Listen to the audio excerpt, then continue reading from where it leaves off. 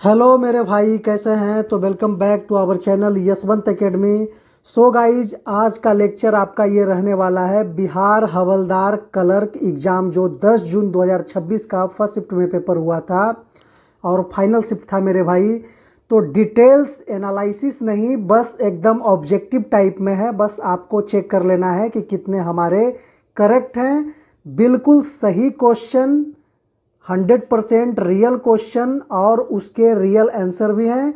और बड़ी चीज़ ये मेरे भाई कि पूरा पीडीएफ आपको एरर फ्री यहाँ हमारे चैनल पे दिया जाता है। तो चलिए ज़्यादा देर ना करते हुए शुरू करते हैं। आपको दोनों लैंग्वेज में यहाँ क्वेश्चन डाला गया है, इंग्लिश में भी है, हिंदी में भी है।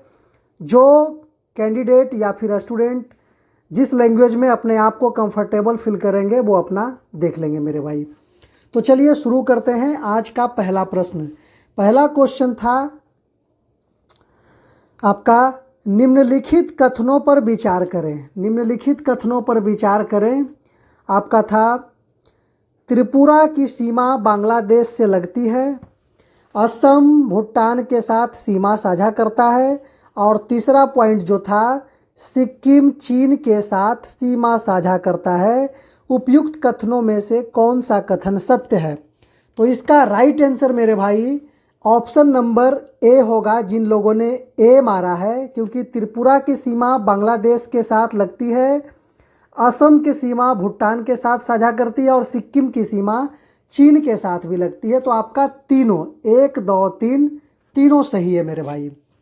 दूसरा क्वेश्चन आपसे पूछा था, कौन सा सही सुमेलित नहीं है? ध्यान देना है, बहुत सारे लोग इसी नहीं में, नॉट करेक्ट में गड़बड़ी भी कर देते हैं मेरे भाई। आपका मृदा और मृदा क्षेत्र से रिलेटेड एरिया दिया गया था, बोला कि इसमें से कौन सा सही मैच नहीं है। आपका यहाँ ए नंबर में दिया है एल्यूवल सॉइल नॉर्दर्न प्लेन्स। चलिए यहाँ देखते हैं हिंदी में ही। जलोढ़ मृदा आपका उत्तरी मैदान है, काली मृदा आपका दक्कन पठार में, लेटेराइट मृदा मरुस्थल में, और ऑप्शन आपका डी था वन मृदा पर्वतीय क्षेत्र में। तो इसका राइट आंसर हो जाएगा मेरे भाई, इसका राइट आंसर हो जाएगा ऑप्शन नंबर सी, लेटेराइट मृदा मरुस्थलीय क्षेत्र में नहीं है। ऑप्शन सी आपका बिल्कुल सही आंसर था। तीसरा नंबर क्वेश्चन आपसे पूछा है, which of the following pair is not correctly matched? इसमें से कौन सा युग्म सही सुमेलित नहीं है? तो आपका भिलाई छत्तीसगढ़ से रिलेटेड है, बोकारो झारखंड से रिलेटेड है, और दुर्गापुर आपका पश्चिम बंगाल से रिलेटेड है। तो इसका राइट आंसर हो जाएगा मेरे भाई थर्ड का option number B, Bhadravati Gujarat से रिलेटेड नहीं है। आपका पूछ रहा था यहाँ सुमेलित नहीं है, तो ऑप्शन बी जिन्होंने मारा है उनका राइट आंसर है मेरे भाई। चलिए अगले प्रश्न की तरफ चलते हैं। अगला क्वेश्चन नंबर 4 है, सूची 1 को सूची 2 से सुमेलित कीजिए और नीचे दिए गए कूट का प्रयोग कर सही उत्तर चुनिए। यह आपका है तारापुर, रावतभाटा, नरोरा, काकरापारा। यहाँ से आपका सूची स्टेट का राजस्थान, उत्तर प्रदेश, महाराष्ट्र, गुजरात। तो आपका तारापुर हो जाएगा मेरे भाई, तारापुर आपका हो जाएगा महाराष्ट्र। इस तरह से ऑप्शन भी आपका कोड के अनुसार ऑप्शन भी दिया गया था, आपका हो जाएगा तारापुर महाराष्ट्र, तारापुर महाराष्ट्र। दूसरा हो जाएगा तारापुर महाराष्ट्र, मतलब थर्ड नंबर। आपको ज़्यादा मैच नहीं कराना था मेरे भाई, अगर इसमें से एक भी आपको याद था आप यहाँ से सही करके अपना नंबर सिक्योर कर सकते थे। ऑप्शन नंबर सी आपका बिल्कुल राइट आंसर है। अगले प्रश्न की तरफ चलते हैं। अगला क्वेश्चन आपका स्टेटमेंट से था, पूर्व में भूमंडल पर केवल एक ही भूखंड था जिसे पैंजिया कहा जाता था, इस पैंजिए के मध्य में टेथिस सागर था। कथन एक का कहना है। दूसरा कथन है, उत्तरी पैंजिया को गोंडवाना लैंड और दक्षिण भाग को अंगारा लैंड के नाम से जाना जाता है। तो इसका राइट आंसर हो जाएगा, आपको बताना है कि कथन और कारक में कौन सा सही है और कौन सा गलत है। तो इसका राइट आंसर हो जाएगा मेरे भाई option D, both statements are incorrect. Option D आपका राइट आंसर इसका हो जाएगा। चलिए चलते हैं अगले प्रश्न की तरफ। अगला क्वेश्चन आपसे पूछा है, मैच द फॉलोइंग। निम्न को सुमेलित कीजिए। हिमालय का क्षेत्रीय वर्गीकरण किस तरह से आपका, कश्मीर हिमालय को किस किस नदियों के बीच में है, कुमाऊं हिमालय किस नदिया के बीच में है, नेपाली हिमालय किस नदिया के बीच में है और असम हिमालय किन नदियों के बीच में है। तो इसका राइट आंसर हो जाएगा मेरे भाई आपका कश्मीर हिमालय सिंधु और सतलज से। अगर ये भी सही था तो आप इसको भी देख के कर सकते थे। 4 4 4 3 गो में ज़्यादा है, 1 4 तो आपका 1 तो कन्फर्म हो गया मेरे भाई, 1 नंबर का 4 आपका कन्फर्म हो गया है। तो आप इस हिसाब से भी मार सकते थे और एक और याद रहता जो आपको कन्फर्म करा देता। ऑप्शन बी आपका बिल्कुल राइट आंसर है। कुमाऊं हिमालय आपका है दूसरा का 3rd नंबर। कुमाऊं हिमालय है सतलज और काली नदी के मध्य में स्थित है आपका कुमाऊं हिमालय ये वाला। और नेपाल हिमालय आपका हो जाएगा काली और तीस्ता नदी का, बच गया जो नेपाल हिमालय ये हो गया, असम हिमालय और तीस्ता और दिहांग नदी के बीच में। चलिए ऑप्शन नंबर बी जिन्होंने मारा है वो उनका राइट आंसर है, बिल्कुल सही है। 7वां नंबर क्वेश्चन पूछा था बिहार विधान परिषद के सदस्यों के बारे में कौन सा सही नहीं है। देखिएगा थोड़ा कन्फ्यूजन यहीं से होता है, नहीं लिखा है, इसको थोड़ा ध्यान देना है। तो इसका राइट आंसर मेरे भाई, इसका राइट आंसर हो जाएगा विधान परिषद की अध्यक्षता मुख्यमंत्री करता है, ये सही नहीं है और यही आपका राइट आंसर है क्योंकि नहीं पूछा था। इसमें से कौन सही नहीं है मतलब गलत है। चलिए अगला क्वेश्चन आपसे पूछा था भिखारी ठाकुर से। विदेशिया नाटक खाली स्थान के द्वारा लिखा गया था। तो विदेशिया नाटक भिखारी ठाकुर जी के द्वारा लिखा गया था। ऑप्शन ए बिल्कुल सही आंसर है मेरे भाई। क्वेश्चन नंबर 9 की तरफ चलते हैं। Which scientist was awarded the 2023 breakthrough prize in life sciences.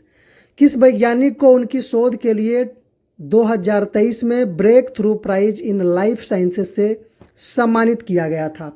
तो 9 नंबर का राइट आंसर हो जाएगा मेरे भाई ऑप्शन सी, इमैनुअल मिनोट को सम्मानित किया गया था। इमैनुअल मिनोट को सम्मानित किया गया था, ऑप्शन सी। अगले प्रश्न की तरफ चलते हैं। अगला क्वेश्चन आपसे पूछा है द कैपिटल ऑफ भूटान। बिल्कुल आसान सा क्वेश्चन था। ऑप्शन नंबर सी, भूटान की राजधानी थिम्पू हो जाएगा मेरे भाई। चलिए ऑप्शन सी आया आपका राइट आंसर है। अगले प्रश्न की तरफ चलते हैं। अगला क्वेश्चन आपसे पूछा है, एक गुजारिश है कि अगर चैनल पर नए होंगे मेरे भाई तो चैनल को ज़रूर सपोर्ट कीजिएगा और वीडियो को लाइक कीजिएगा, शेयर कीजिएगा, क्योंकि बिल्कुल टाइम इसमें लगता है मेरे भाई। एक भी गलत आपको ना के बराबर देखने के लिए मिलेगा, ना टाइपिंग में ना आपको सॉल्यूशन में। तो चलिए थोड़ा सा बस आपका सपोर्ट अगर रहा मेरे भाई तो और थोड़ा इस पे भी सुधार करने का प्रयास करेंगे। क्वेश्चन नंबर 11 जो आपसे पूछा है, त्रिपुरा के किस नगर पंचायत ने हाल ही में एकल उपयोग वाले प्लास्टिक के पर्यावरण अनुकूल विकल्प के रूप में पी बैट से बने कॉम्पोस्टेबल बैग पेश किए हैं। तो इसका राइट आंसर हो जाएगा option number B, Jirania nagar panchayat. Option B आपका बिल्कुल सही हो जाएगा मेरे भाई, Jirania nagar panchayat, option B. 12 number question आपसे पूछा है किस देश ने 2025-26 के कार्यकाल के लिए एशियाई उत्पादकता संगठन एपीओ की अध्यक्षता औपचारिक रूप से ग्रहण कर ली है। तो इसका राइट आंसर हो जाएगा एपीओ की अध्यक्षता औपचारिक रूप से ग्रहण करी है तो ये भारत अपना हो जाएगा। ऑप्शन ए आपका बिल्कुल राइट आंसर है मेरे भाई। अगले प्रश्न की तरफ चलते हैं। अगला क्वेश्चन आपसे पूछा है अप्रैल 2026 में नासा का कौन सा मिशन चंद्रमा के चारों ओर ऐतिहासिक यात्रा पूरी करने के बाद पृथ्वी पर लौटा है। तो इसका राइट आंसर हो जाएगा option number second, Artemis second हो जाएगा मेरे भाई। आर्टिमस द्वितीय ये ऐतिहासिक यात्रा करके पृथ्वी पर लौटा है, चंद्रमा के चारों ओर यात्रा करके लौटा है। ऑप्शन बी आपका बिल्कुल सही आंसर है। अगले प्रश्न की तरफ चलते हैं। अगला क्वेश्चन आपसे पूछा है 16वीं हॉकी इंडिया सब जूनियर महिला राष्ट्रीय चैंपियनशिप 2026 की मेजबानी कौन सा राज्य कर रहा है। तो इसका राइट आंसर हो जाएगा 2026 हॉकी इंडिया सब जूनियर महिला राष्ट्रीय चैंपियनशिप 2026 का मेजबानी आपका option number C Jharkhand state कर रहा है मेरे भाई। जो अगर सी मारे हैं उनका बिल्कुल सही आंसर है। चलिए अगले प्रश्न की तरफ चलते हैं। अगला क्वेश्चन नंबर 15 क्या बोला है कि भारत में green hydrogen certification scheme GHCI किस मंत्रालय द्वारा शुरू करी गई है? ग्रीन हाइड्रोजन GHCI का full form green hydrogen certification, चलिए सर्टिफिकेशन स्कीम मंत्रालय द्वारा शुरू किया गया है। तो आपका 15 का राइट आंसर हो जाएगा नवीन और नवीकरणीय ऊर्जा मंत्रालय के द्वारा इसे लागू किया गया है। ऑप्शन सी आपका बिल्कुल राइट आंसर है। क्वेश्चन नंबर 16 देखते हैं। 16 number AIM 120C8 advanced medium range air to air missile का विकास किस देश ने किया है? तो इसका राइट आंसर हो जाएगा संयुक्त राज्य अमेरिका। ऑप्शन डी बिल्कुल सही है मेरे भाई। अगले प्रश्न की तरफ चलते हैं। ALMA is a radio telescope located in which country? तो अल्मा आपका चिली में है। चिली में एक रेडियो दूरबीन है और ये आपका चिली में लोकेटेड है। ऑप्शन ए बिल्कुल राइट आंसर है। अगले प्रश्न की तरफ चलते हैं। अगला क्वेश्चन आपसे पूछा है मैच द फॉलोइंग है। कॉलम ए को कॉलम बी से मैच कराना है मेरे भाई। धातु अधातु को कॉलम 2 में दिए गए हैं और कॉलम 1 में धातु अधातु और कॉलम 2 में उनके गुणधर्म दिए गए हैं। तो आपको बताना है कि इसमें से कौन सा बिल्कुल सही है। तो आपका पारा द्रव धातु हो जाएगा। यहाँ ऑप्शन भी देखना, एक में ही सी था मेरे भाई, एक ऑप्शन में ही एक का सी था, ज़्यादा मिलाने का जरूरत नहीं था। ऑप्शन सी आपको मारना था और फ्री का नंबर लेना था मेरे भाई। चलिए मतलब बहुत कम मेहनत में लेना था। और क्वेश्चन नंबर 19 ये भी आपका आ गया कथन और कारक। यहाँ 2 कथन दिए गए हैं जिन्हें क्रमशः अभिकथन ए और कारण आर के रूप में चिन्हित किया गया है। नीचे दिए गए कोड के अनुसार अपना उत्तर चुनें। अभिकथन ए बोला है, यहाँ लेबोजियर हो जाएगा। इंग्लिश में देखिए लेबोजियर है। लेबोजियर ने सबसे पहले तत्व की परिभाषा को प्रयोगात्मक प्रस्तावित किया। कारण 2 है, उनके अनुसार तत्व पदार्थ का वह मूल रूप है जिसे रासायनिक प्रतिक्रियाओं द्वारा अन्य सरल पदार्थों में विभाजित नहीं किया जा सकता है। तो इसमें आपका कथन ए और आर क्या है, दोनों सत्य है, लेकिन ये जो आर आपका है सही व्याख्या भी है। क्वेश्चन आपका यहाँ कह रहा है एक सही व्याख्या नहीं है, एक सही व्याख्या है। तो इसका राइट आंसर हो जाएगा ऑप्शन नंबर डी मेरे भाई, इसका राइट आंसर हो जाएगा। अगले प्रश्न क्वेश्चन नंबर 20 की तरफ चलते हैं। अगला क्वेश्चन आपसे पूछा है the SI unit of universal gravitational constant G is. सार्वत्रिक गुरुत्वाकर्षण नियतांक G का SI मात्रक क्या होता है? तो यहाँ से एक्यूरेट आपका ऑप्शन इस तरह से था।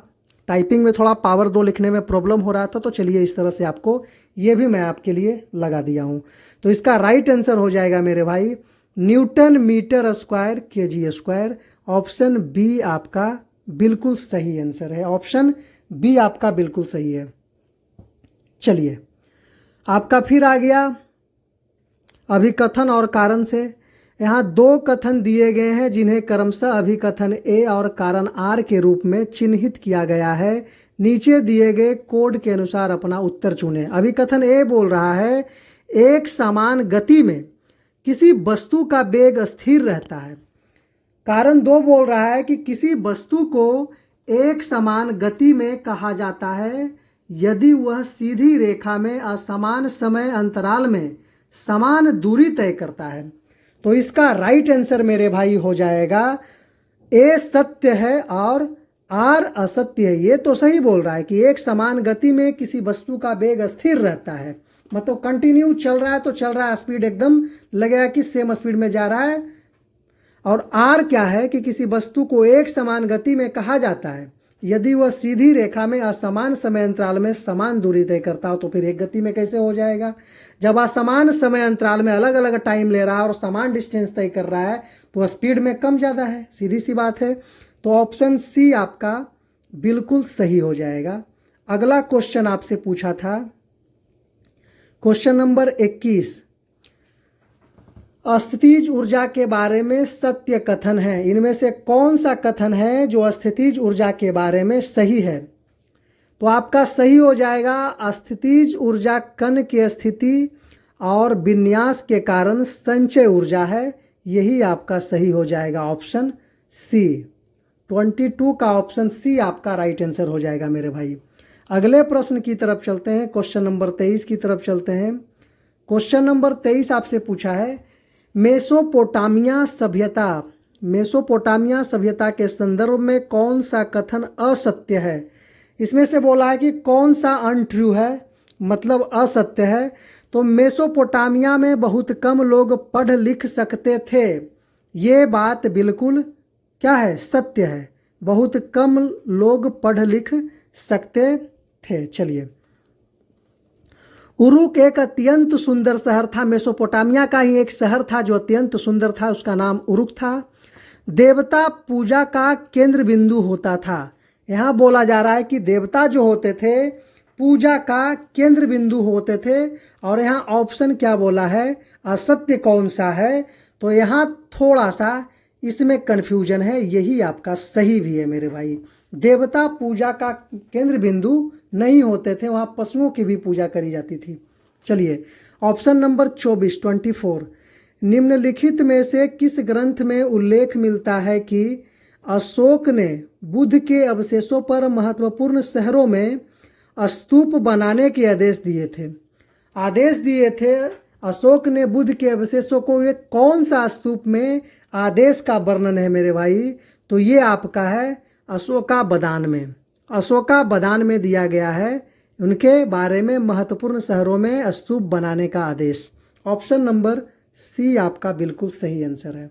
अगले प्रश्न की तरफ चलते हैं। अगला क्वेश्चन नंबर 25 आपसे पूछा है, 1857 के विद्रोह के संदर्भ में निम्नलिखित घटनाओं पर विचार कीजिए।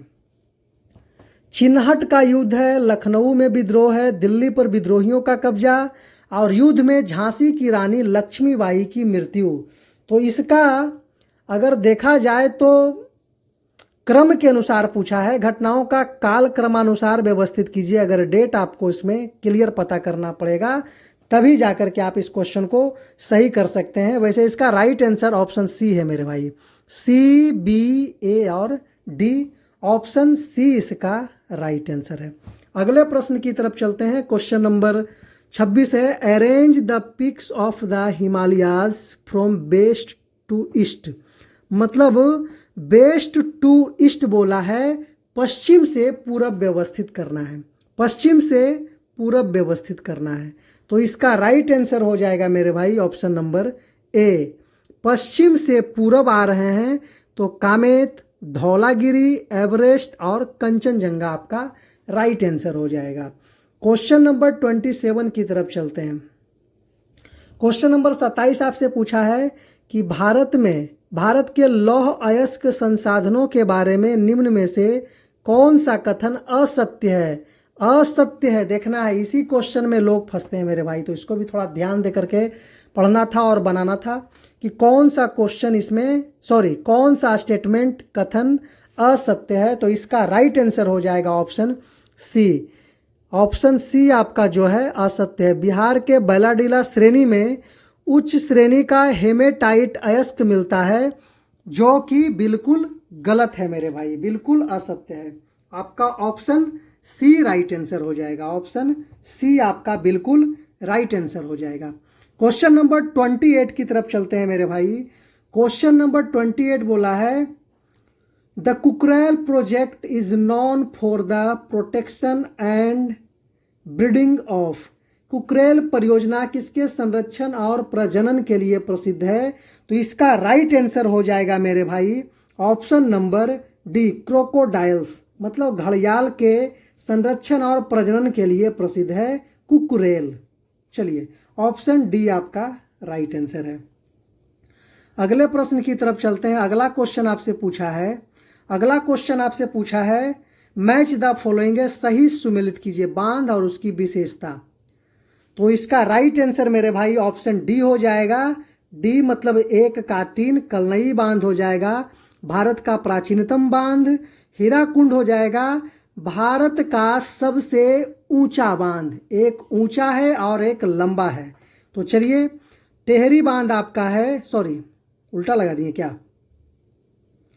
बी का सेकंड है। हीराकुंड भारत का सबसे लंबा बांध है और टेहरी भारत का सबसे ऊंचा बांध है, और इडुक्की जो है भारत का चाप बांध है।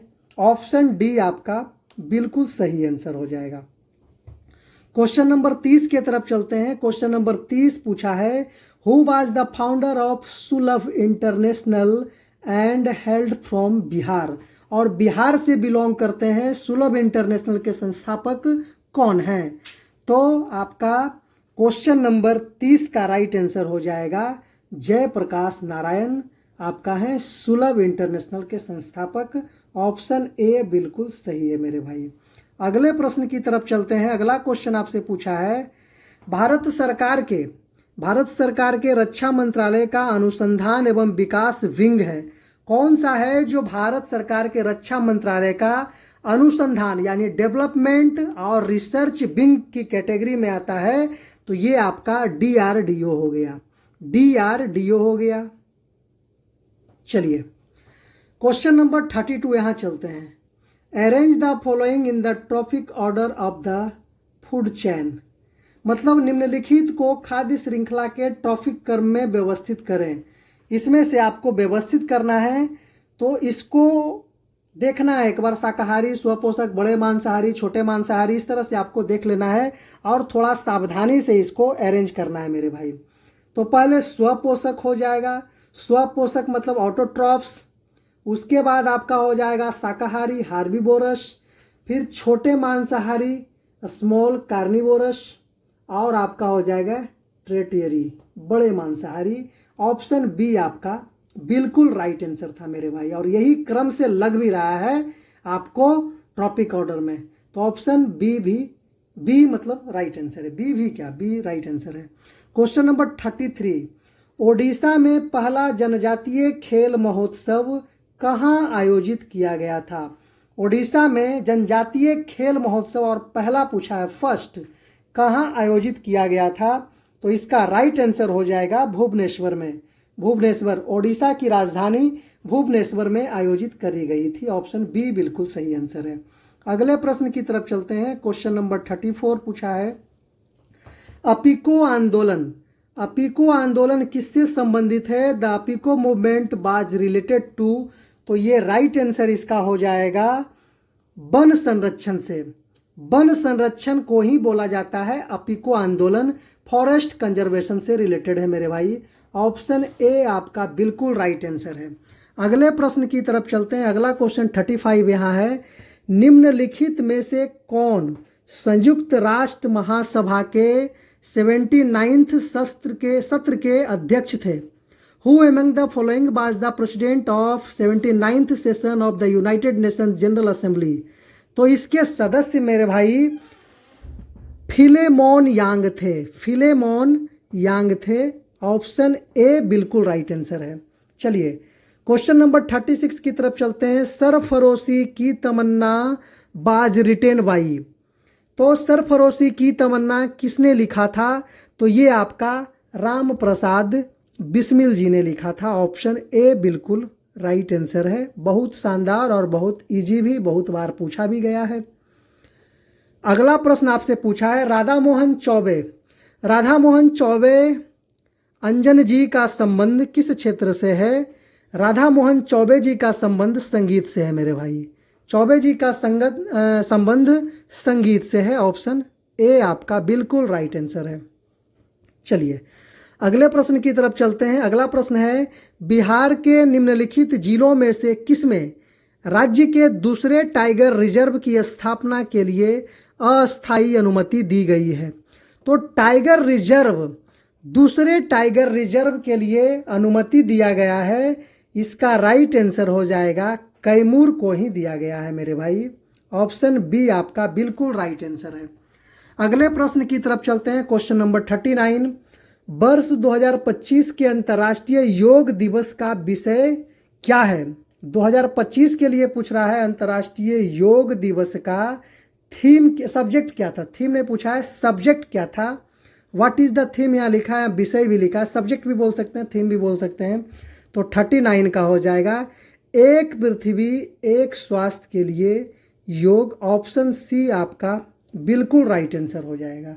अगले प्रश्न की तरफ चलते हैं। अगला क्वेश्चन आपसे पूछा है ओजोन परत की रक्षा के लिए, ओजोन परत की रक्षा के लिए अंतर्राष्ट्रीय दिवस किस तिथि को मनाया जाता है? तो इसका राइट आंसर हो जाएगा 16 सितंबर को मनाया जाता है। 16 सितंबर को मनाया जाता है मेरे भाई। चलिए अगला क्वेश्चन 41 यहाँ है, इंग्लिश में इधर है। 41 पूछा है कथन और अभिकथन और कारण दिया है। अभिकथन दिया है क्या कि गुरुत्वाकर्षण बल द्वारा किसी स्वतंत्र रूप से गिरने वाली वस्तु पर किया गया कार्य धनात्मक होता है। तो ये आपका क्या है? बिल्कुल सही बोल रहा है, बिल्कुल सही बोल रहा है। कथन आर क्या है कि जब लगाए गए बल और विस्थापन एक ही दिशा में होते हैं तो किया गया कार्य धनात्मक होता है। ये भी सही है। तो आपका कथन ए और आर सही है, और आर जो है ए की व्याख्या भी कर रहा है। ऑप्शन ए आपका बिल्कुल राइट आंसर है। अगले प्रश्न की तरफ चलते हैं। अगला क्वेश्चन आपसे पूछा है मैच द फॉलोइंग, मिलान करना है। टोन है, स्वर है, शोर है आपका, और गुणवत्ता है। तो इसको मैच कराना है। तो इसका हो जाएगा टोन का आपका हो जाएगा एक ही आवृत्ति की ध्वनि, टोन बोलते हैं। स्वर का हो जाएगा विभिन्न आवृत्तियों के संयोजन से उत्पन्न ध्वनि हो जाएगा। और आपका शोर, शोर बोला है एक ही आवृत्ति की ध्वनि, एक ही आवृत्ति की ध्वनि। और बच गया आपका गुणवत्ता, ध्वनि की विशेषता जो विभिन्न स्रोतों को भेद करती है। तो ऑप्शन बी आपका बिल्कुल राइट आंसर है। 41 का बी बिल्कुल राइट आंसर है मेरे भाई। अगले प्रश्न की तरफ चलते हैं। अगला क्वेश्चन आपसे पूछा है एक चालक का प्रतिरोध, फिजिक्स से क्वेश्चन था, आर पे निर्भर करती है, प्रतिरोध पे निर्भर करती है, उसकी लंबाई एल पर, अनुप्रस्थ काट के क्षेत्रफल ए पर, पदार्थ की प्रकृति पी पर। 1, 2 और 3 में दी गई राशियों का प्रतिरोध आर के साथ संबंध क्या हो जाएगा? तो इसका राइट आंसर, जो लोग सी मारे हैं उनका राइट आंसर हो जाएगा P इक्वल टू होता है R इंटू ए अपॉन एल, R इंटू ए अपॉन एल। यही आपका राइट आंसर है मेरे भाई। ऑप्शन नंबर सी बिल्कुल सही आंसर है। क्वेश्चन नंबर 45 की तरफ चलते हैं। 43, 42, 43 और 45, 44 यहाँ है। चलिए क्वेश्चन नंबर 44 ही पहले देख लीजिए। फादर ऑफ जेनेटिक्स मेंडल को कहा जाता है, फादर ऑफ जेनेटिक्स। बिल्कुल आसान क्वेश्चन था। अगला प्रश्न 45 क्वेश्चन आपका है अभिकथन और कारण से है। वायरस में कोशिका झिल्ली नहीं होती है। यहाँ बोल रहा है कि वायरस में कोशिका झिल्ली नहीं होती है। बिल्कुल सही बोला है, सेल मेम्ब्रेन नहीं होता, कोशिका झिल्ली नहीं होती है। चलिए, और दूसरा कथन है वायरस मेजबान के बिना जीवन की विशेषता नहीं दिखाते। मतलब वायरस को एक्टिव होने के लिए उसको क्या चाहिए? कोई कैरेक्टर चाहिए जिसके अंदर वो जा कर के अपनी ये खूबियाँ दिखा सके या फिर खामियां दिखा सके। तो आपका ए और आर दोनों सत्य है, और आर जो है ए की सही व्याख्या भी करता है। ऑप्शन ए आपका बिल्कुल राइट आंसर है मेरे भाई। ऑप्शन ए बिल्कुल राइट आंसर है। चलिए अगले क्वेश्चन की तरफ चलते हैं। क्वेश्चन नंबर 46, क्वेश्चन नंबर 46 कह रहा है कि निम्न में से कौन सा जायांग का भाग नहीं है? जायांग देखिए इस तरह से फ्लावर जो होता है, फ्लावर जो इस तरह से होता है यहाँ, इसको बोलते हैं अंडाशय। ये बीच वाला को वर्तिका और ये आपका वर्तिकाग्र कहलाता है। तो जायांग का भाग इसमें दल आपका नहीं है, डी आपका ऑप्शन सही हो जाएगा मेरे भाई। मस्तिष्क में नहीं पाए जाने वाली ग्रंथि कौन सी है? क्वेश्चन नंबर 47, मस्तिष्क में नहीं पाए जाने वाली ग्रंथि कौन सी है? तो इसका राइट आंसर हो जाएगा थाइमस। थाइमस हार्ट में पाया जाता है, छाती में पाया जाता है मेरे भाई, थाइमस पाया जाता है। ऑप्शन बी आपका बिल्कुल राइट आंसर है। अगले क्वेश्चन की तरफ चलते हैं। अगला क्वेश्चन आपसे पूछा है, आर्टिकल और कॉलम से मिलाना है आपको, अनुच्छेद और अनुच्छेदों के प्रावधान को आपको मिलाना है, मैच कराना है। क्वेश्चन नंबर 48, तो चलिए इसको मिलाते हैं। अनुच्छेद 53 आपका हो जाएगा कार्यकारी कार्य से हो जाएगा आपका। अनुच्छेद 61 हो जाएगा महाभियोग की प्रक्रिया। अनुच्छेद 352 आपका हो जाएगा राष्ट्रीय आपातकाल, नेशनल इमरजेंसी। अनुच्छेद 56 हो जाएगा आपका ये स्टेट इमरजेंसी, एक्सिक्यूटिव बोल रहे थे, स्टेट इमरजेंसी। ऑप्शन किस तरह से हुआ है? बी डी इसमें है। ऑप्शन ए आपका बिल्कुल राइट आंसर है। चलिए अगला क्वेश्चन पूछा है, सही क्रम को चुनिए। विधेयक पर सदन से मतदान, दूसरा है संसदीय समितियों द्वारा विधेयक पर विचार विमर्श, और तीसरा है विधेयक को दूसरे सदन में भेजना, और चौथा है विधेयक का सदन में पेश होना। तो सबसे पहले क्या है? Choose the correct order. Order चुनना है। पहले विधेयक सदन में पेश होगा, उसके बाद क्या होगा? एक नंबर में ये हो जाएगा, पेश करेगा पहले। दूसरा में हो जाएगा संसदीय समिति द्वारा विधेयक पर विचार विमर्श हो जाएगा कि क्या इसे पास किया जाना चाहिए या नहीं चाहिए, अच्छा रहेगा समाज के लिए, देश हित में होगा नहीं होगा, विचार विमर्श। उसके बाद आपका होगा विधेयक पर सदन में मतदान होगा। अगर विचार विमर्श यहाँ पेश होना चाहिए तो आपका वोटिंग चलेगा 3 नंबर में। और उसके बाद जब वोटिंग हो जाएगा तो विधेयक को दूसरे सदन में भेजा जाता है, पास करने के लिए आपको भेजा जाता है। तो इस तरह से आपका 4, 2, 1, 3 ऑप्शन ए में है आपका, ये हो जाएगा मेरे भाई। ये तो सेंस से ही बना सकते थे।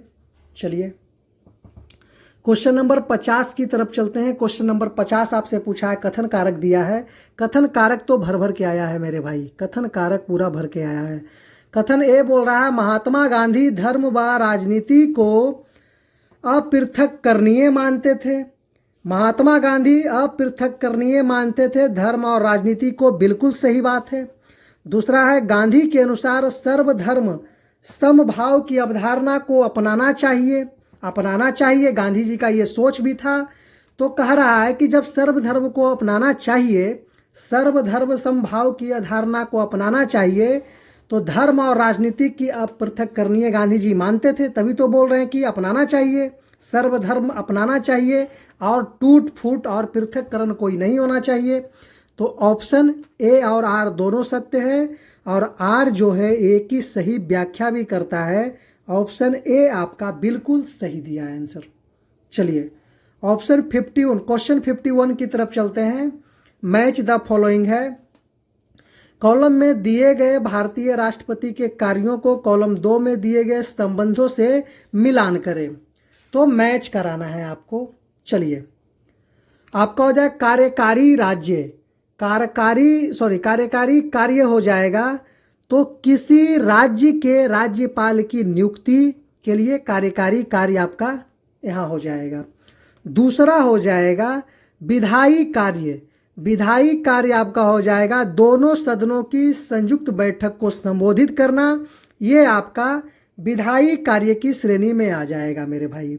वित्तीय कार्य आपका हो जाएगा निचले सदन में अनुदान की मांग पेश करने की अनुमति। और न्यायिक कार्य हो जाएगा न्यायालय के कार्य आदेश से संबंधित नियम के संबंध में अनुमोदन। तो आपका ऑप्शन बी बिल्कुल सही था। इसमें अगर देखा जाए देखा जाए तो न्यायिक कार्य, अगर बाई सेंस मारना था तो न्यायिक कार्य, तो न्यायिक कार्य भाई न्यायालय करेंगे, तो डी का 2 बन रहा है, दो चीज का 2 बन रहा है। दूसरा चीज कार्यकारी राज, तो राज्यपाल की नियुक्ति करके किया जा सकता है। एक का है तो आप सॉरी, कार्यकारी राज दोनों सदन की संयुक्त बैठक तो कर नहीं सकते हैं। कार्यकारी राज राज्य के क्या हो जाएगा, राज्यपाल की किसी राज्य के राज्यपाल की नियुक्ति करता है कार्यकारी कार्य। तो यह आपका ऑप्शन 4, आप इस तरह से बाई सेंस ऑफ मार सकते थे इसको। चलिए, तो इसमें ऑप्शन हो जाएगा बी, आपका बिल्कुल राइट आंसर हो जाएगा। अगले प्रश्न की तरफ चलते हैं। अगला क्वेश्चन आपसे पूछा है कॉलम 1 संशोधन और इधर विषय दिया गया है। कॉलम 1 में संशोधन है और दूसरा में विषय दिया गया है, तो इसे भी आप आसानी से बना सकते थे मेरे भाई। चलिए, 54वां संशोधन आपका हो जाएगा, 54वां संशोधन आपका हो जाएगा, इससे नौकरियों में प्रवेश में आरक्षण के क्षेत्र हो जाएगा क्या, 54 में आपका हो जाएगा, 54वां यही हो जाएगा, नौकरियों में प्रवेश, नौकरियों और प्रवेश में आरक्षण का क्षेत्र रिजर्वेशन से हो जाएगा। Scope of reservation in jobs and admissions. दूसरा आपका हो जाएगा 91वां संविधान संशोधन, 91वां आपका हो जाएगा, थोड़ा सा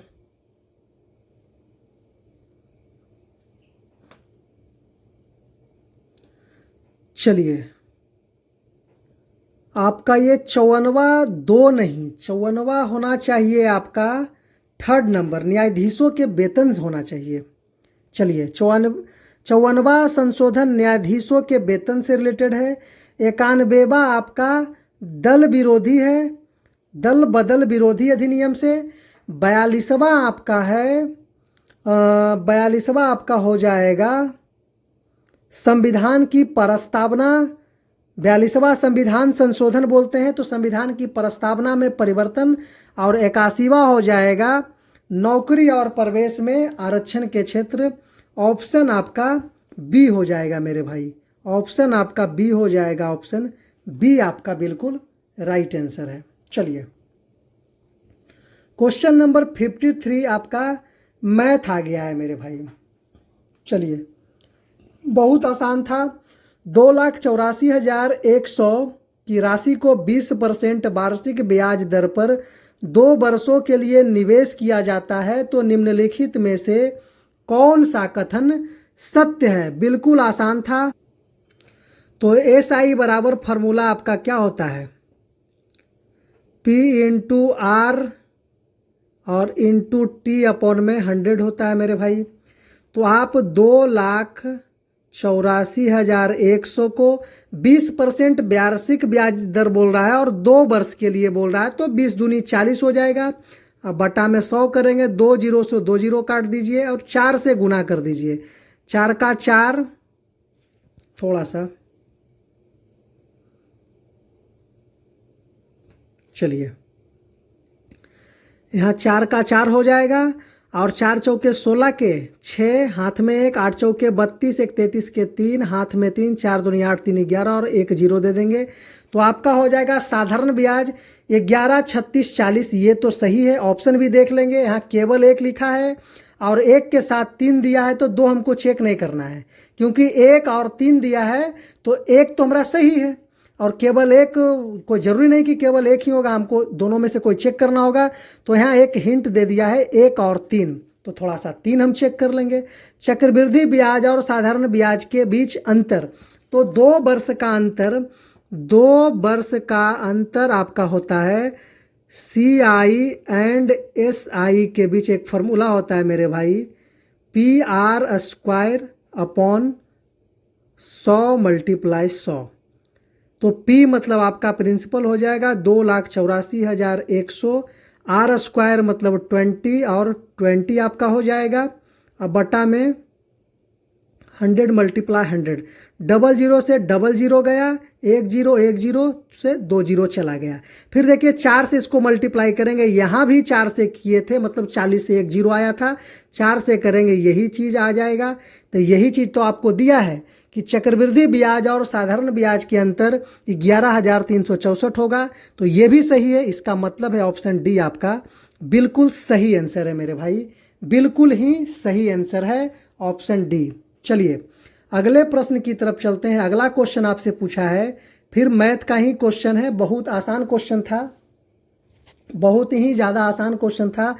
20 लड़कियों को निम्नलिखित तरीके से जमाया गया है। सबसे नीचे की पंक्ति में 20 लड़कियां, फिर अगली पंक्ति में 19 लड़कियां और तीसरी पंक्ति में 18 लड़कियां हैं। तो सबसे ऊपरी पंक्ति में लड़कियों की संख्या, इसको एक फॉर्मूला पे भी आप तोड़ सकते हैं। SN इक्वल टू फार्मूला होता है NY2 into 2A plus N-1 into D आपका हो जाएगा मेरे भाई। SN आपका 210 दिया गया था, N आपको फाइंड करना था, 2A दिया गया था आपको 20 प्लस N आपको निकालना था, N आपको निकालना था, और D आपका होता है second term minus first term. तो फर्स्ट टर्म दिया है 20, दूसरा टर्म दिया है 19, तो आपका हो जाएगा 19 माइनस 20 निकालना था। इस पे आप बना लेते, क्लियर हो जाता। अगर ये फॉर्मूला नहीं याद है मेरे भाई तो आप इस तरह से बना सकते थे, इस तरह से। फर्स्ट रो में दिया है 20 लड़की, अगली पंक्ति में दिया है सेकेंड रो में 19, थोड़ा कमेगा, फिर थोड़ा कमेगा 18, फिर थोड़ा कमेगा 17, फिर थोड़ा कमेगा 16। इस तरह से आपको जाना था मेरे भाई, इस तरह से आपको जाना था कि आपको टोटल अगर जोड़ के देखा जाए तो आपको 210 भी हो जाना चाहिए और आपका लड़कियों की संख्या भी आना चाहिए। तो यहाँ आप करते हैं, अगर 20 टोटल है, 20 फिर 19 प्लस 1, यहाँ भी 20 आपका बनेगा, लास्ट में आपका 1, यही आंसर आता है मेरे भाई। जोड़ करके आप देख लीजिएगा, 210 लड़की भी हो जाता है और यहाँ से फर्स्ट लाइन में 1 लड़की। तो आपका सबसे ऊपरी पंक्ति बोला है फर्स्ट वाला, the number of girls in top row बोला है, टॉप रो आपका डी हो जाएगा। उस टॉप रो में 1 लड़की खड़ी थी, ऑप्शन डी आपका बिल्कुल राइट आंसर है। वैसे इसको सॉल्व करके आप देख सकते हैं मेरे भाई। चलिए हम तो ट्राई कर लें, आप ट्राई कर लीजिएगा। हाँ, इसी क्वेश्चन की बात हम कर रहे थे। क्वेश्चन नंबर 55 जो था, यहाँ पेपर में गलत क्वेश्चन दिया था मेरे भाई, यहाँ 60xy कर दिया था, जो कि गलत था। 60xy नहीं, यहाँ 40xy हो जाएगा। 60xy में क्वेश्चन का सॉल्यूशन हो ही नहीं रहा था मेरे भाई। तो ये क्वेश्चन आपका आयोग के तरफ से रॉन्ग था मेरे भाई। इसके लिए नंबर आपको सभी लोगों को दे दिया जाएगा। चलिए वैसे इसको हम सॉल्व करते हैं 40xy से। एक फॉर्मूला होता है x प्लस वाई का होल स्क्वायर, इसी पे था, X square plus 2xy plus Y square, या फिर इसको ऐसे भी लिख सकते हैं X square plus Y square plus 2xy। तो यहाँ देखिएगा, यहाँ वही चीज़ लिखा गया, x square 9y square 6xy। तो एक्स स्क्वायर आपका x का स्क्वायर है, 9y आपका 3y का स्क्वायर है, प्लस 2x के जगह x है और y के जगह 3y है। सेम काम यहाँ किया गया है। 16 तो ये आपका 4y का स्क्वायर हो जाएगा, 25x स्क्वायर है तो 5x का स्क्वायर हो जाएगा, और 2 मल्टीप्लाई 4y मल्टीप्लाई 5x, क्योंकि 5 चौके 20 दूनी 40 होता है, और यहीं पे 60 दिया था जो बिल्कुल गलत था, यहाँ 4/9 दिया था। तो ये फॉर्मूला आपका है x प्लस 3y का होल स्क्वायर, ये आपका है 5x प्लस 4y का होल स्क्वायर 4/9। आपको ये चीज़ पता है कि जब स्क्वायर हटता है, जब ये स्क्वायर हटता है तो इधर स्क्वायर रूट आ जाता है, स्क्वायर रूट आता था, इसको स्क्वायर हटा देते हैं। चलिए तो इसका हो जाएगा 2:9। अब मल्टीप्लाई कर दीजिए, यहाँ हो जाएगा 9x प्लस 3y, इधर हो जाएगा 5 दूनी 10x प्लस 4y। आप यहाँ घटा लीजिए, सॉरी 5 दूनी 10, 4 दूनी 8 हो जाएगा। यहाँ देखिएगा x इधर चला जाएगा तो 1x हो जाएगा, मतलब x बचेगा। और इधर आपका हो जाएगा, कुछ गलती कर दिए क्या, यहाँ 9 तिया 27 हो जाएगा। 9x और 9 तिया यहाँ 3 हो जाएगा, 9 का 3 निकल जाएगा, 3 तिया 9y हो जाएगा। और इधर आपका हो जाएगा 5 दूनी 10x और 4 दूनी 8y। तो इधर 1 हो गया और इधर आपका 9y और 8y। कहीं गड़बड़ हो गया क्या?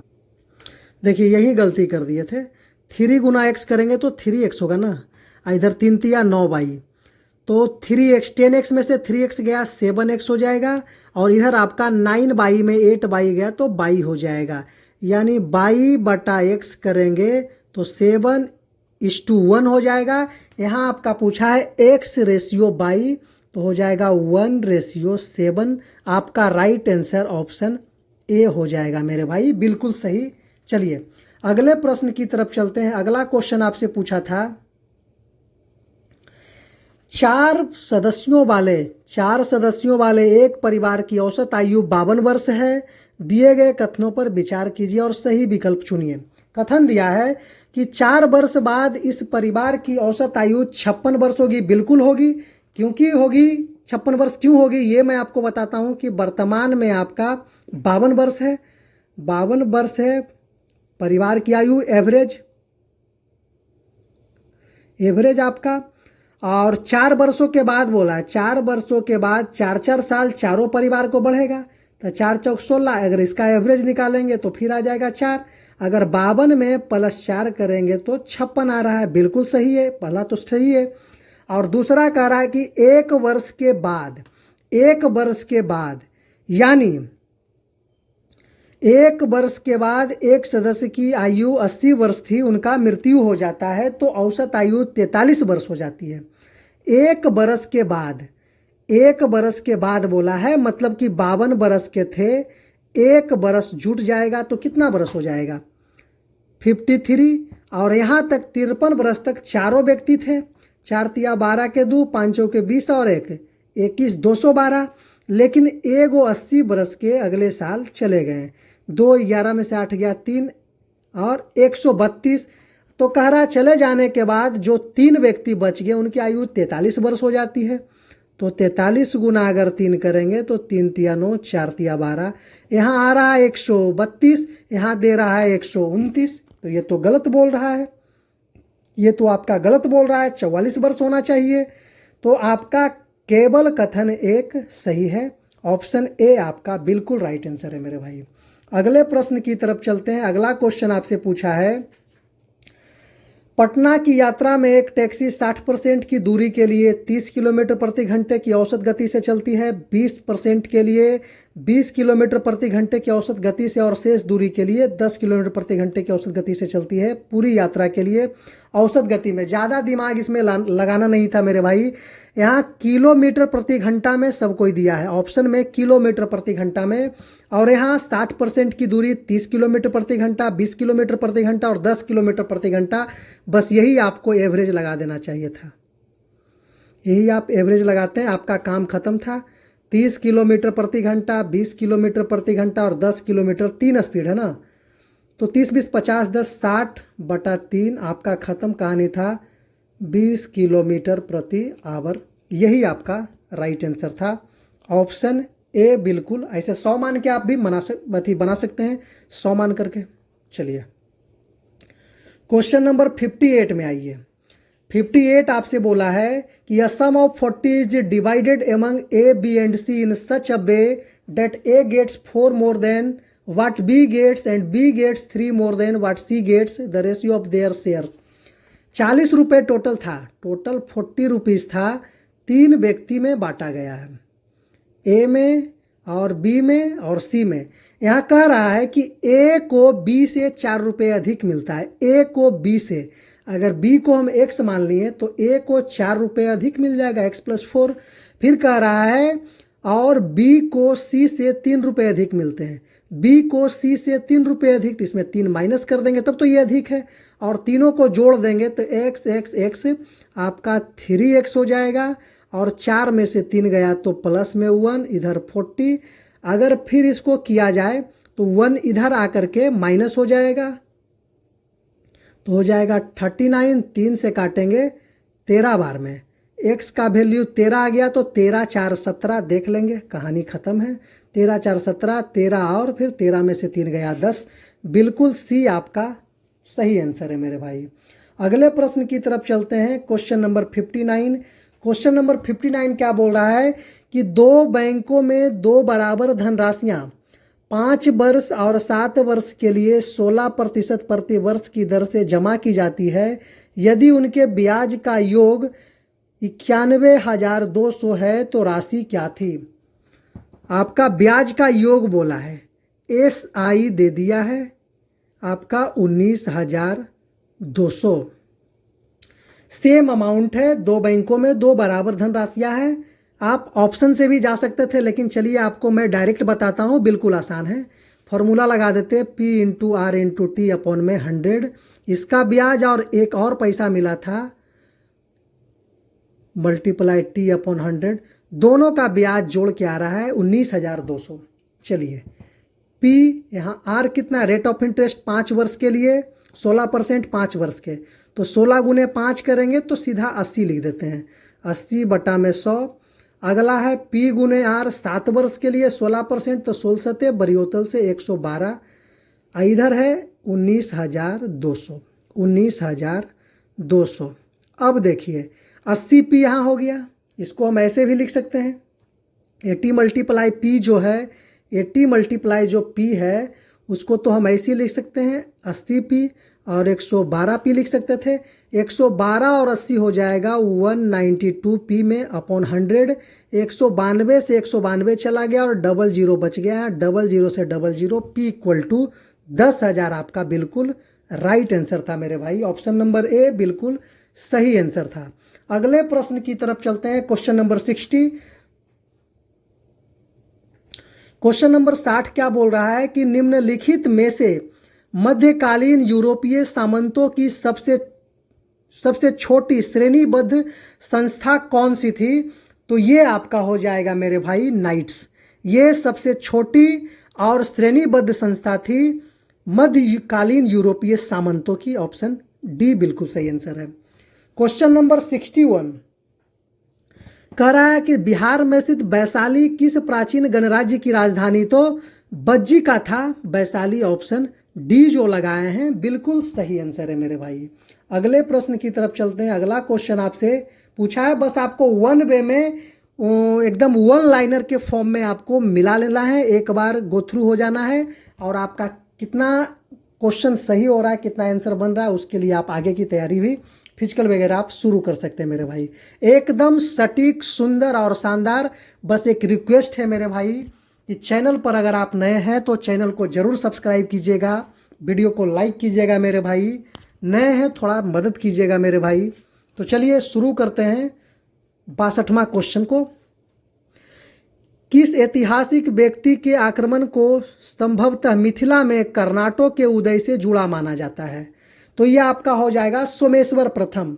सोमेश्वर प्रथम जी को माना जाता है मिथिला में कर्नाटक के उदय से जुड़ा हुआ। ऑप्शन बी आपका बिल्कुल राइट आंसर है। क्वेश्चन नंबर 63 असंगत युग्म की पहचान कीजिए। तो लखनऊ से बेगम हजरत महल और बिरजिस कादरी और बाजिद अली शाह थे, बिल्कुल सही है। कानपुर से नाना साहब थे, बिल्कुल सही है। फैजाबाद से मौलवी अहमदुल्ला शाह, बिल्कुल सही हैं। और शाहमाल से बड़ौत परगना, इनके बारे में थोड़ा सा कन्फ्यूजन है मेरे भाई, तो यही आपका राइट आंसर भी है। अगला क्वेश्चन आपसे पूछा है, निम्नलिखित में से किसने फरीद यानी शेर शाह को शेर खां की उपाधि दी थी। तो ये आपका हो जाएगा 64 का बहार खां लोहानी, जिन्होंने नाम इस उपलक्ष्य में उपाधि दिया था मेरे भाई कि फरीद खां, जिन्हें शेर शाह के नाम से जाना जाता है। शेर से आमना सामना हो गया था जंगल में, तो एक तलवार से एक बार में शेर की गर्दन इन्होंने काटा था, इसलिए शेर शाह नाम रख दिया था, शेर खां नाम रखा गया था। ऑप्शन ए आपका बिल्कुल राइट आंसर है। अगले प्रश्न की तरफ चलते हैं। क्वेश्चन नंबर 65 बोल रहा है कामफेड क्या है। कामफेड क्या है? तो ये आपका कामफेड हो जाएगा बिहार राज्य दुग्ध सहकारी संघ से, यानी Bihar state milk cooperative federation से आपका रिलेटेड है। क्वेश्चन नंबर 65, क्वेश्चन नंबर 65 इसका राइट आंसर हो जाएगा ऑप्शन नंबर बी मेरे भाई। चलिए अगला क्वेश्चन पूछा एजेंडा 21। एजेंडा 21 किससे संबंधित है? तो ये आपका है global initiative for sustainable development, यानी सतत विकास के लिए एक वैश्विक पहल आपका इससे जरूरी है और इससे रिलेटेड है। 66 का ऑप्शन बी आपका बिल्कुल सही आंसर है मेरे भाई।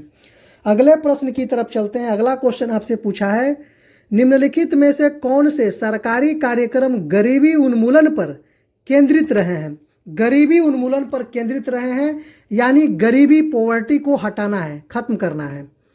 तो राष्ट्रीय खाद्य सुरक्षा योजना, भूखे को खाद्य जरूरी है, national food for work programme, ये एकदम बिल्कुल जरूरी है। तो इसकी शुरुआत हुई थी 2013 में, 2013 में इसकी शुरुआत हुई थी। मध्याह्न भोजन मिड डे मील की स्कीम की शुरुआत करी गई थी आपका 1995 में। 1995 में 15 अगस्त 1995 में करा गया था मिड डे मील स्कीम की शुरुआत। न्यूनतम आवश्यकताएं कार्यक्रम यानी मिनिमम नीड्स प्रोग्राम, इसकी स्थापना करी गई थी 1974 में मेरे भाई। और समेकित ग्रामीण विकास कार्यक्रम जो है इंटीग्रेटेड रूरल डेवलपमेंट प्रोग्राम, ये 1980 के आसपास शुरुआत करी गई थी। तो ये सब का सब गरीबी उन्मूलन पर केंद्रित है, क्योंकि समेकित ग्रामीण विकास कार्यक्रम कब होगा? जब गरीबी खत्म होगा। न्यूनतम आवश्यकताएं कार्यक्रम, सभी को जो मिनिमम नीड्स है वो सब उपलब्ध कराया जाए। बच्चे के लिए मिड डे मील की शुरुआत और राष्ट्रीय खाद्य सुरक्षा योजना, ये सब का होना जरूरी था। और इसके साथ ही साथ गरीबी उन्मूलन के लिए रोजगार भी होना जरूरी था मेरे भाई। तो आपका डी बिल्कुल राइट आंसर है। अगले प्रश्न की तरफ चलते हैं। क्वेश्चन नंबर 68, निम्नलिखित में मिलान कीजिए एवं सही विकल्प चुनिए। मैच द फॉलोइंग आपको है, तो इसको मैच कराना है। तो मुद्रास्फीति, मुद्रास्फीति आपका हो जाएगा क्वेश्चन नंबर ए। मुद्रास्फीति, मुद्रास्फीति आपका हो जाएगा बढ़ती कीमत की प्रक्रिया, मुद्रास्फीति बोला जाता है। यानी inflation, inflation process of rising prices. मुद्रास्फीति जनित मंदी, मुद्रास्फीति जनित मंदी, ये आपका हो जाएगा 4 नंबर। मूल्य में तीव्र व अनियंत्रित वृद्धि, यानी कहा जाए तो इसका राइट आंसर हो जाएगा मेरे भाई 68 का ऑप्शन नंबर बी हो जाएगा। और फिर बी स्फीति आपका हो जाएगा अस्थिरता के साथ अति मुद्रास्फीति, और अपस्फीति हो जाएगा उच्च स्तर से कीमतों में मामूली कमी लाने की प्रक्रिया। तो ऑप्शन बी आपका हो जाएगा। ए का 3, 4, 1 और 2। चलिए थोड़ा सा मॉडरेटेड क्वेश्चन था, हार्ड भी इसको कह सकते थे, लेकिन क्वेश्चन रिपीटेड था मेरे भाई, क्वेश्चन रिपीटेड था। बहुत बार एसएससी रेलवे में आपको ये क्वेश्चन और बिहार दरोगा में भी पूछा गया है मेरे भाई। चलिए यहाँ भी आपका कथन और कारण है। यहाँ देखते हैं कथन एक क्या बोल रहा है कि उपभोक्ता जागरूकता अब उपभोक्ता के हितों की रक्षा के लिए एक महत्वपूर्ण उपकरण है।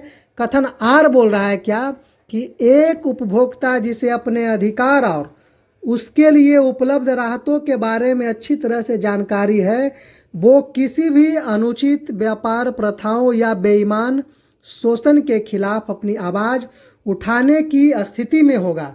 तो इसका राइट आंसर हो जाएगा मेरे भाई, ए भी सही है, आर भी सही है, और आर जो है ए की सही व्याख्या भी करता है। ऑप्शन ए बिल्कुल सही आंसर है। अगला प्रश्न आपको पूछा था 71 नंबर क्वेश्चन। अभिकथन ए कह रहा है भारत की जनसंख्या वृद्धि दर 1981 से 1991 के दशक के बाद घटने लगी, हालांकि कुल जनसंख्या में वृद्धि होती रही। दूसरा कह रहा है कि हरित क्रांति ने कृषि उत्पादकता को बढ़ाया। ठीक है, ये तो बढ़ाया, जिससे आर्थिक विकास को बनाए रखने के लिए बड़ी जनसंख्या की आवश्यकता कम हो गई, ये तो गलत चीज़ है। हरित क्रांति कृषि उत्पादकता को बढ़ाया, लेकिन आर्थिक विकास को बनाए रखने के लिए बड़ी जनसंख्या की आवश्यकता कम हो गई, ये बात बिल्कुल गलत है। इसलिए ऑप्शन ए हो जाएगा राइट। ए सत्य है और आर असत्य है। ऑप्शन सी बिल्कुल सही हो जाएगा। चलिए अगले प्रश्न की तरफ चलते हैं। Question number 72। क्वेश्चन नंबर 72 आपसे बोल रहा है कि भारत में वैश्वीकरण के संबंध में कारकों के बारे में सही कथनों का चयन करें। पहला है परिवहन प्रौद्योगिकी में सुधार। यहाँ क्या बोल रहा है कि भारत में वैश्वीकरण और संबंध के कारकों के बारे में सही कथन पर विचार कीजिए। तो वैश्वीकरण के लिए आपको परिवहन यानी इम्पोर्टेंट फॉर ट्रांसपोर्टेशन टेक्नोलॉजी में आपको सुधार करना पड़ेगा, इम्प्रूवमेंट। विदेशी व्यापार एवं विदेश निवेश में उदारीकरण यानी liberalisation of foreign trade and foreign investment, ये दोनों सही है। फिर तीसरा बोल रहा है कि 10 विकसित देशों की तुलना में भारत के प्रति WTO के उन्मूलन नियम, ये तो कोई जरूरी नहीं है। आपको कह रहा भारत में वैश्वीकरण की शुरुआत करने के लिए परिवहन प्रौद्योगिकी में सुधार करना जरूरी है और विदेशी व्यापार एवं विदेशी निवेश में उदारीकरण जरूरी है। आपका 1 और 2 दोनों सही है मेरे भाई, 1 और 2 दोनों सही है। SSC में बहुत बार ये सब क्वेश्चन पूछा जाता है। चलिए अगला प्रश्न क्वेश्चन नंबर 70 आपका पूछा है, मानव विकास सूचकांक की गणना में स्वास्थ्य के किस सूचक पर विचार किया जाता है। स्वास्थ्य के बोल रहा है किस सूचक पे विचार किया जाता है, तो इसका राइट आंसर हो जाएगा ऑप्शन नंबर, अच्छा 70 नंबर था, इसका राइट आंसर हो जाएगा जन्म के समय जीवन प्रत्याशा इस पे डिपेंड करेगा। लाइफ एक्सपेक्टेंसी एट बर्थ पे डिपेंड करेगा आपका सूचकांक गणना में। मानव विकास सूचकांक गणना में स्वास्थ्य के किस सूचक पर विचार किया जाएगा, तो जन्म के समय जीवन प्रत्याशा पे विचार किया जाता है। ऑप्शन सी आपका बिल्कुल राइट आंसर है। एक भी क्वेश्चन छोड़ा गया नहीं मेरे भाई, टोटल का टोटल क्वेश्चन आपको दिया गया है, आप मैच करा लीजिएगा। और दूसरी चीज की बिल्कुल एरर फ्री है, टाइपिंग में एक मिस्टेक भी नहीं मेरे भाई। चलिए 73 और छूटने का क्या बात है। कल कॉलम 1 अवधारणा है और कॉलम 2 स्पष्टीकरण इसका दिया गया है। आपको मैच द फॉलोइंग मैच कराना है, ऑप्शन इधर है। तो 73 का आपका हो जाएगा right answer option number A. 73 का ऑप्शन नंबर ए हो जाएगा। बहुआयामी गरीबी यानी हो जाएगा अनेक बचनाओं के माध्यम में गरीबी को मापना। फिर है बहुआयामी गरीबी सूचकांक, तो ये आपका हो जाएगा अल्कायर और फोस्टर द्वारा ये विकसित किया गया था सूचकांक इंडेक्स। MPI के आयाम क्या है भाई, तो स्वास्थ्य, शिक्षा एवं जीवन स्तर, health education and standard of living. सतत विकास लक्ष्य जो है तो 2030 तक हर जगह सभी रूपों में गरीबी को समाप्त करना, यही आपका लक्ष्य था। आप तो ऐसे भी इसको मार सकते थे कि सतत विकास लक्ष्य, तो लक्ष्य एक टारगेट, एक स्पेसिफिक डेट रखा जाता है, किस डेट में हमको गरीबी खत्म कर देना है, या टाइफाइड खत्म कर देना है, कॉलरा खत्म कर देना है, TB खत्म कर देना है, मलेरिया खत्म कर देना है। एक स्पेसिफिक डेट होता है जो कि डी में ही ठड था मेरे भाई, आप लगा देते, जय माता दी, सही था। चलिए 74 आपका है, भारत के किस पूर्व राष्ट्रपति का जन्म बिहार में हुआ है, तो पूर्व राष्ट्रपति डॉक्टर राजेंद्र प्रसाद जी का जन्म बिहार के जीरादेई में हुआ था। चलिए क्या बोला है, पूर्व राष्ट्रपति, हाँ यानी कि उपराष्ट्रपति बोला क्या, वह ध्यान देना है। तो डॉक्टर राजेंद्र प्रसाद हो जाएंगे। क्वेश्चन नंबर 75, चलिए क्वेश्चन नंबर 75 इधर है, पेनल्टी कॉर्नर शब्द किस खेल से संबंधित है, तो आपका ये पेनल्टी कॉर्नर मेरे भाई, इसका राइट आंसर हो जाएगा हॉकी से रिलेटेड है। ऑप्शन ए आपका बिल्कुल सही आंसर है। क्वेश्चन नंबर 76 क्या बोला है कि भारत के सर्वोच्च न्यायालय के बारे में निम्नलिखित में से कौन सा कथन सही है बोला है, थोड़ा इस पर भी ध्यान देना है, बस सही को चुनना है आपको। चलिए सर्वोच्च न्यायालय जब भी आवश्यक हो राष्ट्रपति को सलाह देता है, बिल्कुल सही बात है, जब भी आवश्यक हो सलाह देंगे। और दूसरा क्या बोला है कि सर्वोच्च न्यायालय नागरिकों के मौलिक अधिकारों के संरक्षक के रूप में कार्य करते हैं, ये भी सही है। तीसरा है सर्वोच्च न्यायालय के पास सैन्य अदालत के फैसले के खिलाफ अपील सुनाने का या सुनने का अधिकार है, गलत है। सैन्य अदालत की फैसला सिर्फ सैन्य अदालत ही करेगा मेरे भाई, सर्वोच्च न्यायालय के पास सुनने का अधिकार नहीं है। और डी नंबर है सर्वोच्च न्यायालय भारत का अंतिम अपीलीय न्यायालय है, ये तो हर कोई जानता है। ऑप्शन बी आपका बिल्कुल सही था, सेन से ही लगाना था मेरे भाई। चलिए अगला क्वेश्चन आपसे पूछा था, मैच द फॉलोइंग यानी युग्म सम्मिलित कीजिए। पूछा है Kerala high court. Kerala high court आपका संबंधित किससे है, आपको बताना है कमेंट में। जो लोग देख रहे हैं वो कमेंट भी कर लेंगे मेरे भाई, और जो आपको सही लगे ऑप्शन में आप टिक भी करेंगे। चलिए तो आपका केरला हाई कोर्ट हो जाएगा लक्षद्वीप, केरला लक्षद्वीप में चला जाएगा। और दूसरा आपका जो है मद्रास हाई कोर्ट, तो मद्रास आपका हो जाएगा पौंडीचेरी में चला जाएगा। कलकत्ता हाई कोर्ट आपका हो जाएगा अंडमान एंड निकोबार आइलैंड में चला जाएगा। और बॉम्बे हाई कोर्ट आपका हो जाएगा मेरे भाई दमन एवं द्वीप में। तो आपका हो जाएगा 3, 1, 4, 2, 3, 1, 4, 2 इसमें है ऑप्शन ए में। चलिए ऑप्शन ए बिल्कुल राइट आंसर था। क्वेश्चन नंबर 78 में चलते हैं। निम्नलिखित में से कौन सा युग्म जो भारत में विभिन्न स्तरों की सरकारों और उनकी संबंधित विधायी शक्तियों को दर्शाता है, गलत तरीके से मिलाया गया है। तो राज्य सरकार राज्य सूची का विषय है, बिल्कुल सही है। केंद्र सरकार संघ सूची का विषय है, बिल्कुल सही है। केंद्र और राज्य सरकारें तो समवर्ती सूची का है, बिल्कुल सही है। यहाँ बोला है गलत तरीके से मिलाया गया है, तो आंसर आपका हो जाएगा डी नंबर मेरे भाई, स्थानीय सरकार अवशिष्ट शक्तियां से है, ये आपका ऑप्शन डी बिल्कुल सही आंसर हो जाएगा। क्वेश्चन नंबर 79 की तरफ चलते हैं।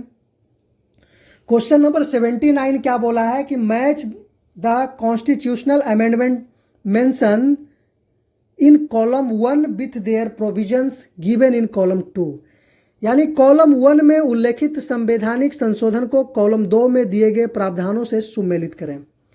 तो आपका है 42वां संशोधन आपका रिलेटेड हो जाएगा मेरे भाई समाजवादी राज्य से, 42वां। 61वां आपका हो जाएगा 61वां आपका हो जाएगा संविधान संशोधन शिक्षा का अधिकार से। 61वां शिक्षा का अधिकार, ठीक बोल रहे हैं ना। 61वां आपका हो जाएगा शिक्षा का अधिकार से, सॉरी उल्टा बोल दिए।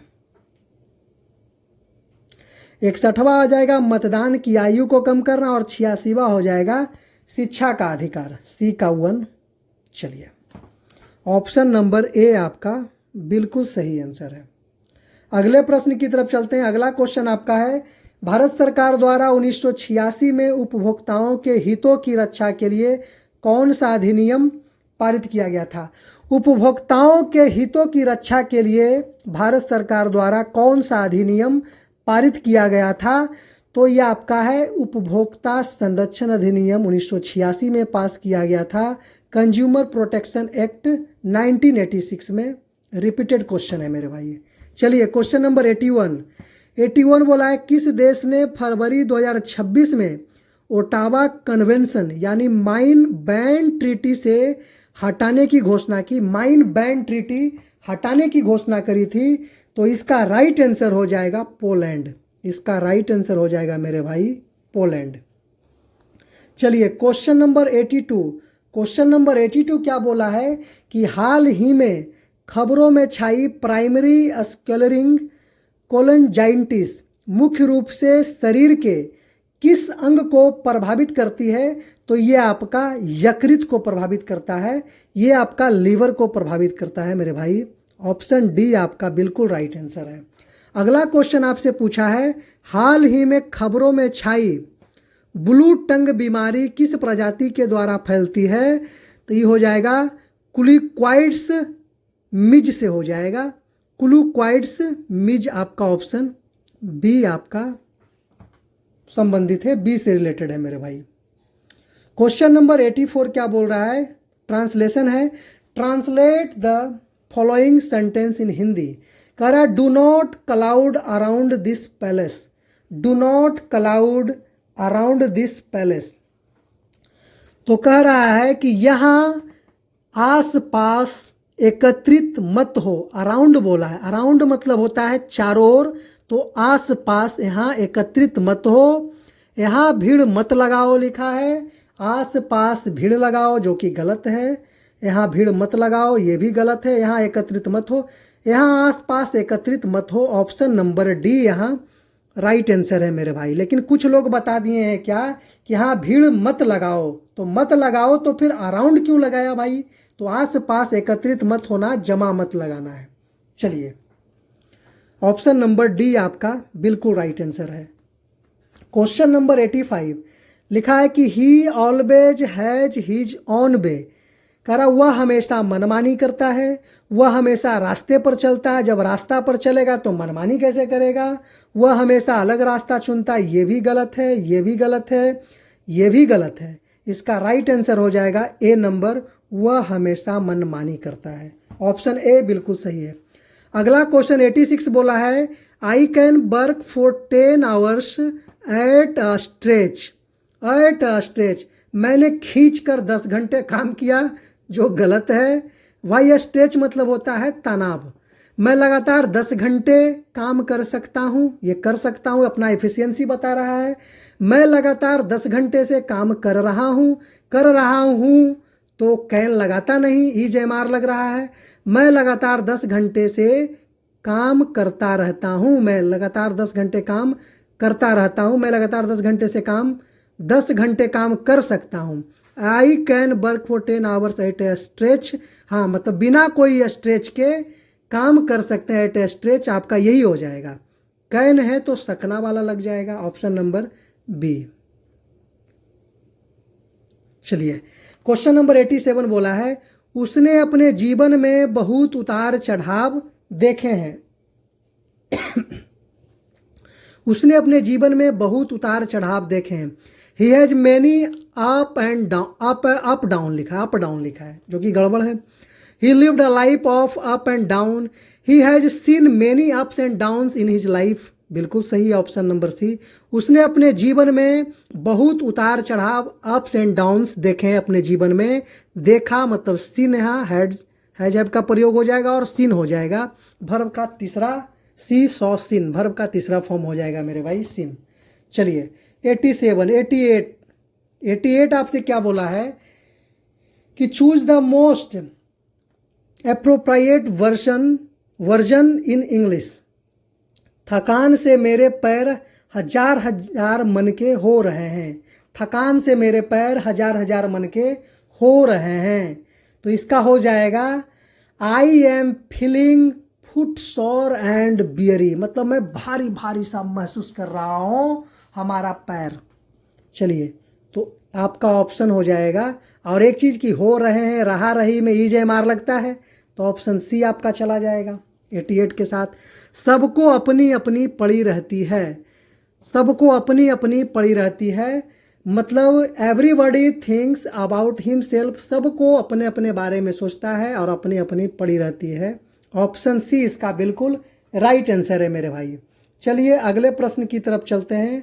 अगला क्वेश्चन आपका मैथ का आ गया है। करा निम्नलिखित कथनों पर विचार करो और सही विकल्प को चुनो। क्रमिक बट्टा है, सक्सेसिव डिस्काउंट दिया है 30%, 20%, 10% के लिए। समतुल्य बट्टा बोला 51% है। तो देखिए आपको निकाल कर बता देते हैं। यहाँ 30% सक्सेसिव पता है ना, x plus by plus x into by upon 100, तो 30 और 20 का क्या दिया है, डिस्काउंट दिया है, तो माइनस हो जाएगा और माइनस माइनस यहाँ प्लस हो जाता है। 30 मल्टीप्लाई 20 अपॉन में 100, 2 जीरो से 2 जीरो चला गया। 30 20 50, यानी -50 में +6 जाएगा तो आपका -44 हो जाएगा।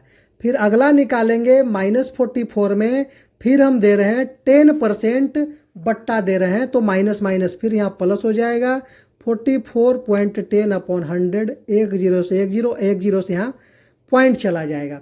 तो 44 और 10 54 हो जाएगा माइनस में, और इसमें 4.4 घटेगा। 4 ही घटता तो हो जाता कितना 50, 4 ही घटता तो 50 हो जाता, लेकिन 0.4 और घट रहा है तो आपका कितना हो जाएगा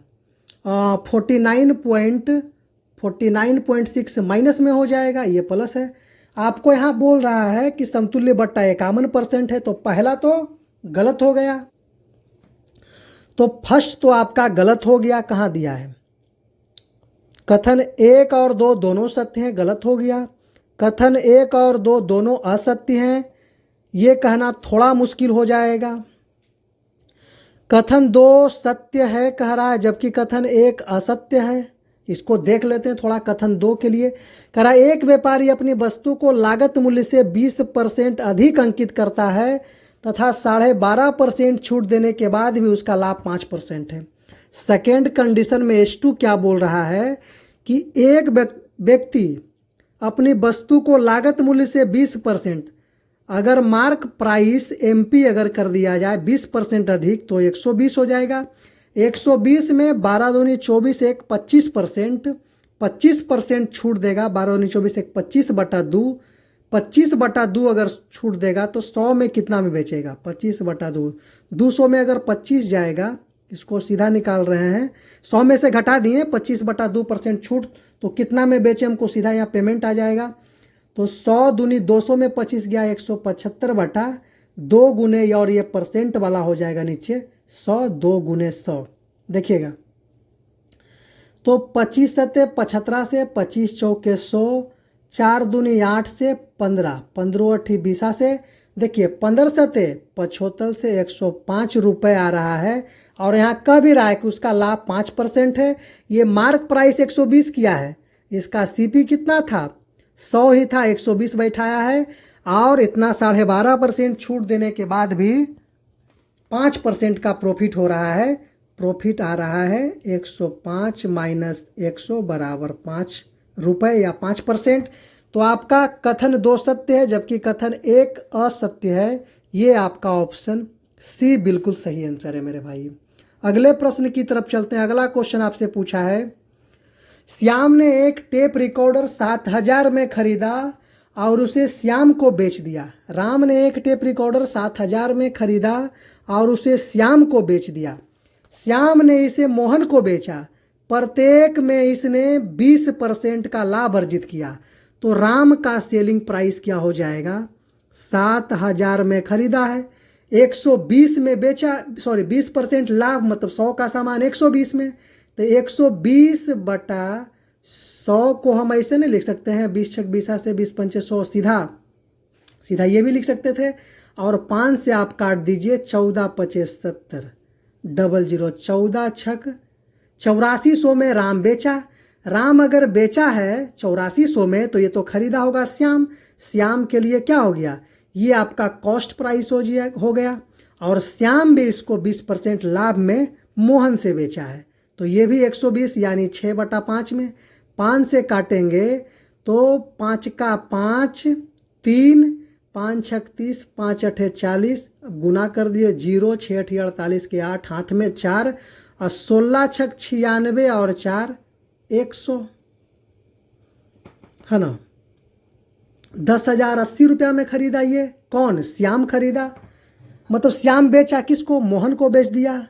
तो कह रहा है कि राम और श्याम ने बराबर लाभ अर्जित किए। कैसे भाई, ये 1400 रुपये अर्जित किया, ये 1680 किया अर्जित, बराबर कैसे है।